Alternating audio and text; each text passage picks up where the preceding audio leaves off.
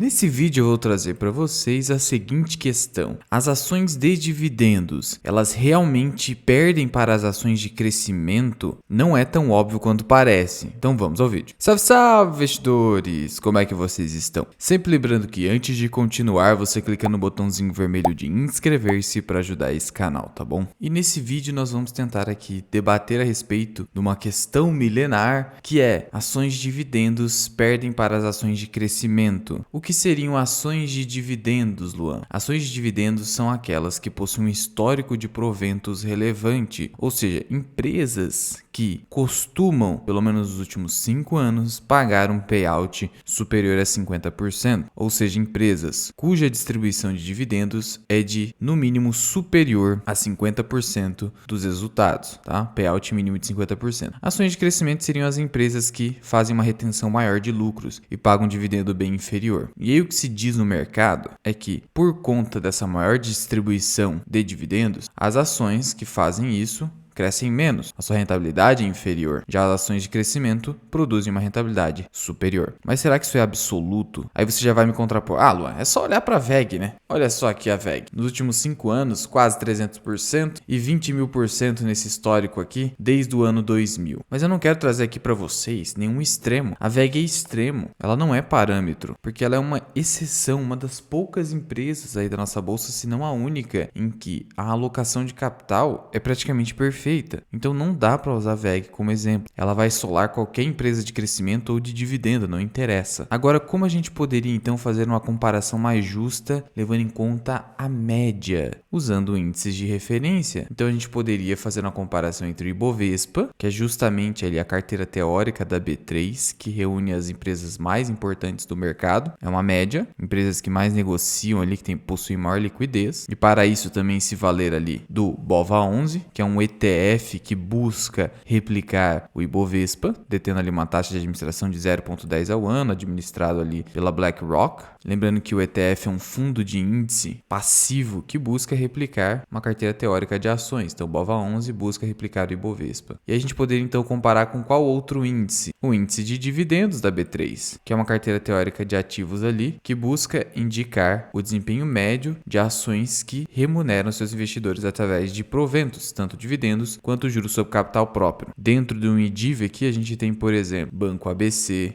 a própria B3, tem um Banrisul, uma BB Seguridade, Bradespar, Semig. Você percebe aqui ações que costumam pagar bons dividendos: CPFL Energia, Eletrobras, tá? E para se valer aqui de uma comparação justa, teríamos esse ETF chamado DIVO11, que é o ETF de dividendo, cuja gestora é o Itaú. O DIVO11, ele foi criado ali em 2014, ele replica o IDIV, que eu falei ali para vocês. Pela natureza desse ETF, 95% do patrimônio dele deve ser investido nas empresas e na mesma proporção do IDIV, tá? Então ele replica no geral o IDIV. Ele tem uma taxa de administração um pouquinho superior, 0,5% ao ano, mas nada assim que vá prejudicar ali o reflexo do IDIV. Lembrando que para compor o IDIV, os ativos das ações devem estar dentro dos 33% de ativos com os maiores dividend yield dos últimos 36 meses. Então são ações que pagam excelente dividendo.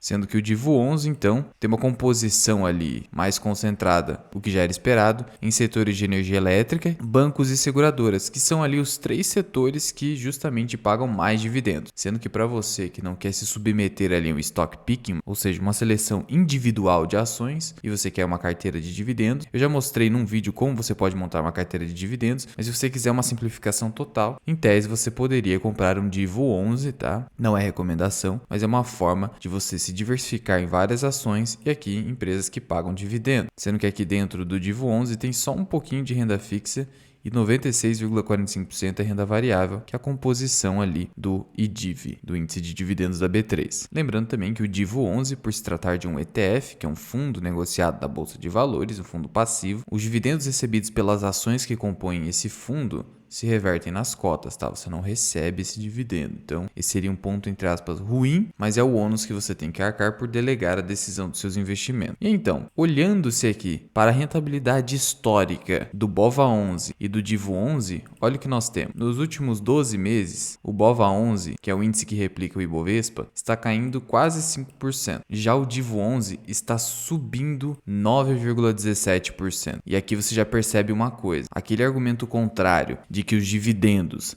não te protegem de cenários de queda ou de crise não é verdadeiro. Porque quando ocorre uma queda muito grande nas ações, se essas ações que teve uma grande queda no cenário de crise, por exemplo, o crash do corona, essas empresas pagam excelentes dividendos, você consegue pegar esses proventos e comprar essas mesmas ações ou outras ações que você queira comprar da sua carteira a preços muito mais descontados. Então, essas ações produzem um fluxo de caixa para que você possa comprar em momentos de oportunidade, que são essas grandes quedas, essas grandes crises. Algo que não acontece com as ações que não pagam dividendos ou pagam muito pouco. É assim que o Barsi, por exemplo, após o crash, ele chegou a ter menos de R$1 bilhão de patrimônio em ações ali, né, em valores financeiros. Só que como ele recebeu muito dividendo, porque a carteira dele é voltada para dividendos, ele pegou esses dividendos e foi comprando naqueles momentos, principalmente o Unipar, que também estava pagando excelente provento. E agora ele está com 4 bilhões, ele simplesmente voltou para o patamar anterior da pandemia, que ele tinha 2 bilhões, e multiplicou 100%, porque essas empresas acabam gerando uma proteção contra as quedas, porque você está sendo remunerado nas quedas, algo que não acontece com empresas que não pagam dividendo. E aí, outro ponto,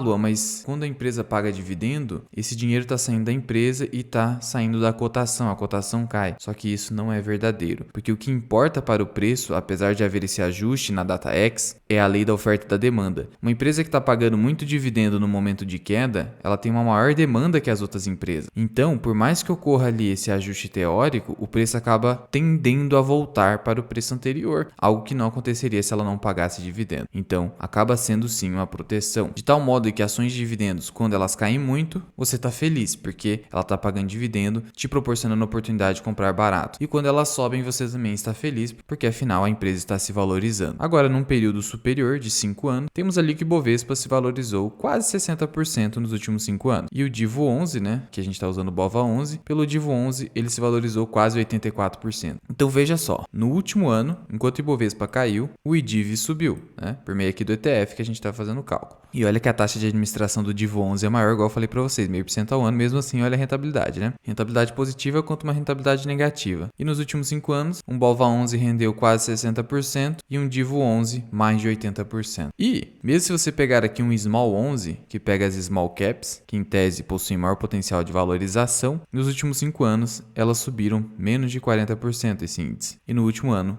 caiu 22%. Então qual a conclusão a gente tira? Que investir em empresas de dividendos não é uma idiotice como alguns pensam. E além de tudo, o risco é menor, porque em cenários de queda você fica protegido, inclusive podendo ter rentabilidade positiva, e em cenários mais longos, inclusive, você pode até vencer empresas de crescimento ou small caps. Portanto, respondendo à pergunta desse vídeo, as ações de dividendos realmente perdem para as ações de crescimento? Isso não é verdadeiro. Depende muito da ação, mas na média a gente viu que os índices ali, as ações de dividendos não perderam para as ações de crescimento ou as empresas que pagam menos dividendo. Por isso, você não precisa ter vergonha ou medo de seguir a estratégia de dividendos, medo de perder para a inflação ou medo de perder para o mercado. Você não vai perder e o Barsi aí é uma prova viva disso. O que não significa que na sua carteira você não deva ter ações de crescimento. O próprio Barsi tem ali a carteira de oportunidade, mas é um percentual menor da carteira dele. Na minha visão, um percentual ótimo, percentual eficiente para ações de oportunidade ou ações de crescimento é ali entre 10 a 20%. 20% se você for muito arrojado, o ideal é 10%. E 90% é uma carteira previdenciária. Assim, você vai estar bem diversificado e não exposto a apenas uma estratégia, diversificando até mesmo estratégias. Mas já vai deixando aqui nos comentários, a sua carteira é composta só por ações de dividendos, ou só ações de crescimento,